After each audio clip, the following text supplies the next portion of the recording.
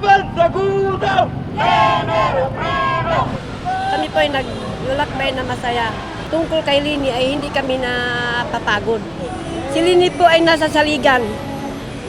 Siya ay nasa likod namin habang kami ay naghihingi ng tulong sa akbayan ay si Lini po ang nag-aakbay sa amin para kami tulungan, para malaman namin kung anong gagawin namin sa kaming magsasaka na makamit namin ang lupa na aming pinagsasamahan at aming pinapagpaguran sa aming mga pawis.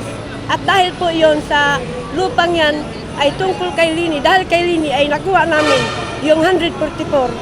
Kaya nga, sumamba ko kahit na matanda na ako, 64 na ako ngayon, pero tiniis ko ang mainit at ulan. 13 years old ako nung time na yun. Sa katotohanan, wala pa ako masyado naiintindihan nung mga araw na yun kasi napakabata ko pa. Pero alam ko po, nung panahon, may isang stretch po ng panahon na abalang-abala po si Papa. Hindi lang si Papa kundi si Mama para daw po salubungin yung mga farmers natin galing bukid noon.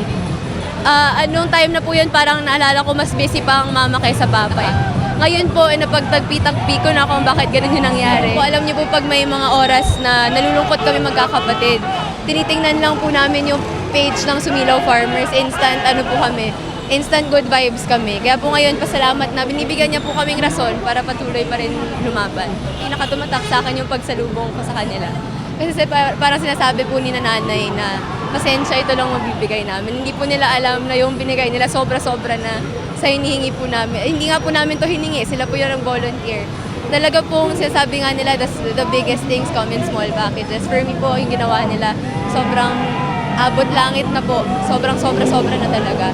Kaya tumatak po yun sa isip ko kasi para po sa aming lahat, big deal na po yun. Sa loob, sa personal disposition pa lang po namin sa kampanya po. Sobrang laki na ng natulong nila sa amin.